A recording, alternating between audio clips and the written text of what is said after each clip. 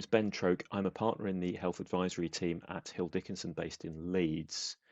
At our next regular mental health providers forum on the 25th of March, we'll be looking at the proposed reforms to the Mental Health Act, the biggest changes in a generation. And we hope that many of you can join us then. For now, I'd like to introduce my colleague Gareth Miller, an associate in the health advisory team based in Manchester, to explain the key points in just 5 minutes.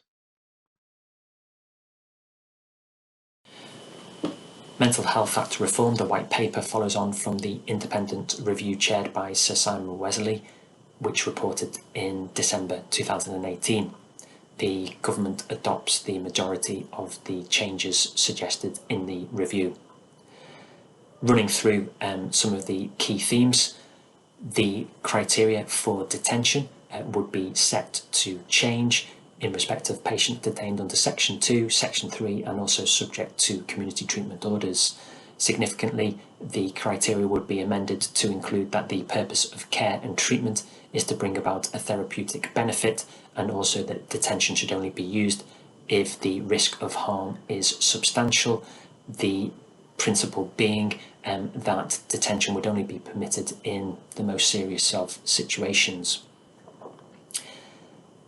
Patients would have greater opportunity to appeal against their detention. Notably, Section 3 patients would have 3 opportunities within the first 12 months in hospital, should they be detained for that long, when they could appeal to the tribunal. Significantly, Section 2 patients would have 21 days within which they could lodge an appeal after they're admitted to hospital, rather than the current deadline of 14 days. Some very important proposals would be the introduction of advance choice documents, in which individuals would have the opportunity to express their view on the care and treatment that works best for them as an inpatient. And this document may be prepared before they're admitted to hospital, and the obvious intention is that these documents would be prepared when the person has capacity to decide and to express their decision and record it on a document.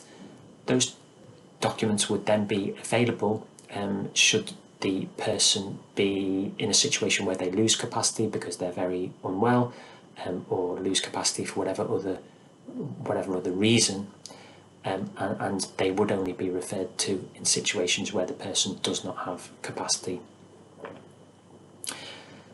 Care plans would be given a statutory footing, which will increase the importance of clinicians setting out a clear care plan, taking on board and showing how the views of the patient have been accounted for, and preparing care plans in a timely manner in communication with the patient and making sure that that information is available to the patient. There would be increasing support for patients and increased autonomy to choose the person they feel would act in their best interests, and we'd move away from the nearest relative to the concept of a nominated person. In terms of what's next, the evidence and views will be gathered by the government through this consultation, and the plan would be then to make final policy decisions and draft a revised mental health bill to be put before Parliament when time allows. The code of practice would follow the new legislation. And in terms of what would be the next steps for healthcare providers and how do they respond to the consultation, they have a deadline of the 21st of April 2021. The government wants to hear from anybody who may be affected by the anticipated changes. Clearly, the wide range of professionals such as psychiatrists, psychologists, occupational therapists and nurses who would likely be affected by these changes. It's important that they are given the information about the consultation and the deadline to respond. Providers may prefer to allow individuals to do that in their own capacity, or may feel it's a more coherent approach to coordinate the response, to bring in the views of all the different practitioners and submit a response as an organisation, or indeed for both to follow. The response or the opportunity to respond and the white paper, the associated impact assessment and the independent review that took place before are all available on the gov.uk pages. If you search for Mental Health Act Reform White Paper, you'll be taken to the appropriate place on the gov.uk website. Should you wish for any assistance, then please don't hesitate to contact the health advisory teams at Hill Dickinson. Please also note that we have a mental health providers forum on the 25th of March when we will be discussing these matters.